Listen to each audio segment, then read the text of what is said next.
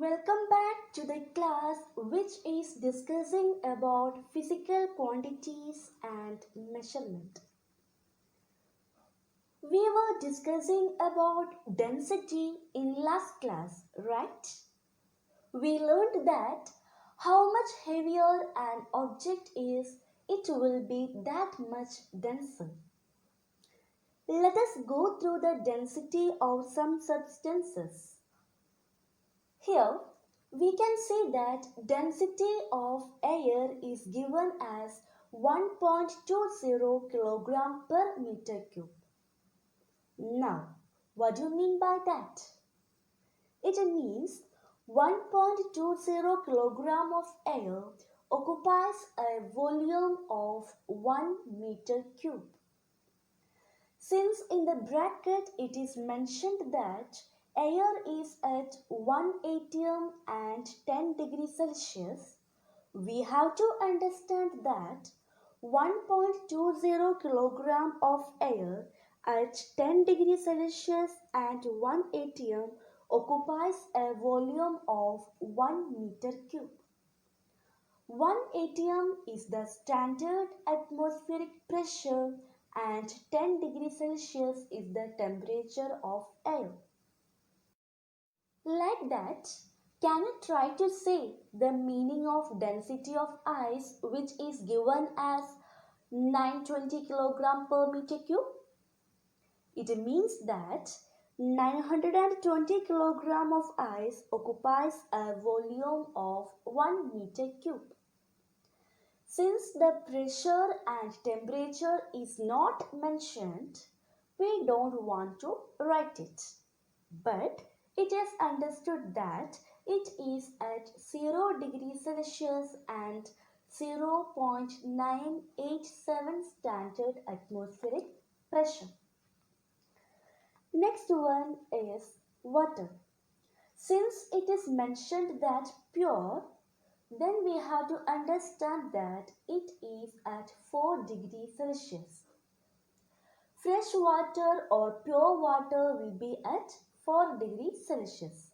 If it is saline water, based on concentration of salt in it, its density will be different.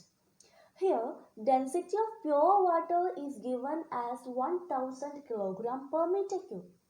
This means that 1000 kg of water at 4 degrees Celsius occupies a volume of 1 meter cube. Next one is aluminium. Density of aluminium is given as 2700 kg per meter cube. It means that 2700 kg of aluminium occupies a volume of 1 meter cube. Like this, we can find or we can explain the density of remaining substances like iron, copper, silver, lead, mercury, gold and platinum. Now let us discuss how to determine the density of an irregular solid. We have already learned the formula for density, is it? Let us write it. That is, density is equal to mass divided by unit volume. For finding density of an irregular solid, first of all, let us choose an irregular solid. For example, let us take a stone. For finding density, what all things we have to find? We have to find mass and volume, right? How can we find the mass of stone? Yes, for finding mass of stone, we can use weighing machine. We can use weighing machine, physical balance, etc. for measuring mass of the stone. Thus, it is possible to measure its mass by using various devices. What about volume? Since the stone doesn't have any regular shape, we can't use any formula. Instead, we can find the volume of stone by dipping it in a measuring cylinder. We have learned to measure volume of any irregular solid using liquid displacement method. If you forgot it, then refer the video named Physical Quantities and Measurement Part 4.2 posted on 25th June. Using liquid displacement method, we can find volume of stone using the formula final volume V2 minus initial volume V1. Thus, by using the formula, we can write rho is equal to m divided by V2 minus V1. We know rho is the density, m represents mass, V2 represents final volume and V1 represents initial volume. Using this, we can find the density of an irregular solid. We have learned about density. Do you know what is relative density? Look at the word relative. What does it tell you? It tells us that we are relating or comparing the density of something with the density of something else. But the question is, relative to what? We are relating it to the density of pure water. That is, if we want to get a relative density of any object, we have to compare its density with density of pure water. Now, how we will do it practically? Let us see. For finding relative density of aluminium, let us write the formula like this. Relative density of aluminium is equal to density of aluminium divided by density of pure water. Here Al represents the symbol of aluminium.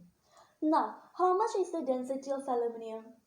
It is 2700 kg per meter cube and density of water is 1000 kg per meter cube.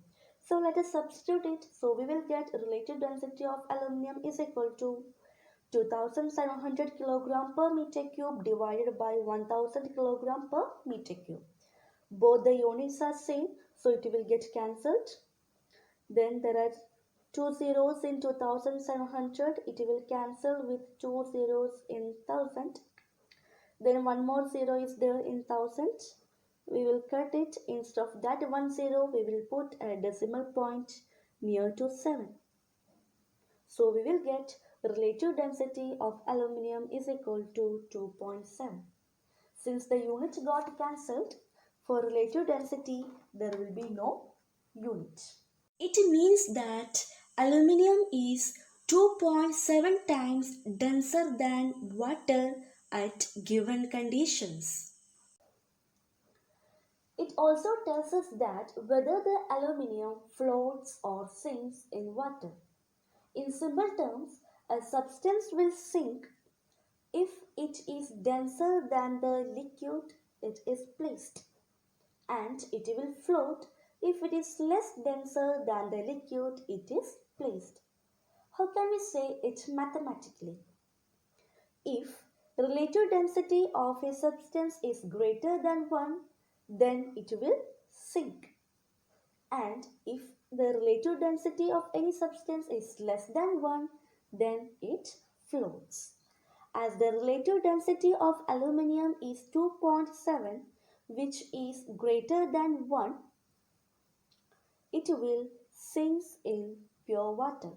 Remember one thing, that it happens only if the density of aluminium is 2700 kg per meter cube at 0 degree Celsius and at 0.987 atmospheric pressure.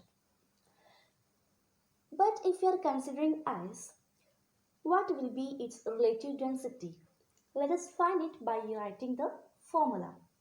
Relative density of ice is equal to density of ice divided by density of pure water. Let us substitute the values. We know the density of ice is 920 kg per meter cube. It is divided by 1000 kg per meter cube, which is the density of pure water. And both the units are same. We will cancel it. and there is 1 0 in 920, it will get cancelled with a 1 0 in 1000. Then in 1000 two zeros are remaining, we will cancel it. Instead that we will move two decimal places and put a decimal point. So we will get relative density of ice is equal to 0.92. We know that there is no unit for relative density. So from this we can say that the relative density of ice is less than 1, so it floats in the pure water. Now, how can we define relative density? The ratio of the density of a substance to the density of water at 4 degrees Celsius is known as relative density of that substance. This is same as relative density of a substance is equal to density of a substance divided by density of water at 4 degrees Celsius. Remember that relative density doesn't have any unit and relative density is constant at given conditions. That means it will vary according to the change in pressure and temperature. Another term used for relative density is specific gravity. That's all for today. Keep learning, stay tuned. Thank you.